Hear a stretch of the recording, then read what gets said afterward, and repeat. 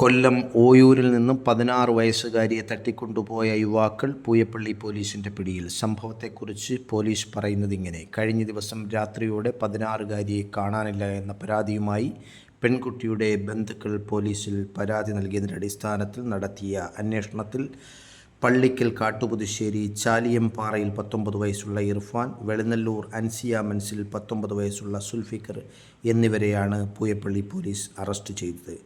Instagram വഴി പരിചയപ്പെട്ട യുവാക്കൾ പെൺകുട്ടിയെ ആലുവയിലേക്ക് കൂട്ടിക്കൊണ്ടുപോവുകയും പോലീസ് ടവർ ലൊക്കേഷൻ കേന്ദ്രീകരിച്ച് നടത്തിയ അന്വേഷണത്തിനൊടുവിൽ പ്രതികളും പെൺകുട്ടിയും ആലുവയിലുണ്ടെന്ന് മനസ്സിലാക്കുകയും ചെയ്തു. തുടർന്ന് പോലീസ് ആലുവയിലെത്തി പ്രതികളെ അറസ്റ്റ് ചെയ്യുകയായിരുന്നു.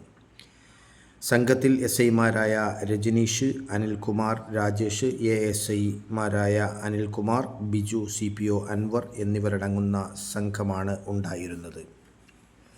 ചോദ്യം ചെയ്യലിന് ശേഷം പ്രതികളെ കോടതിയിൽ ഹാജരാക്കി റിമാൻഡ് ചെയ്തു.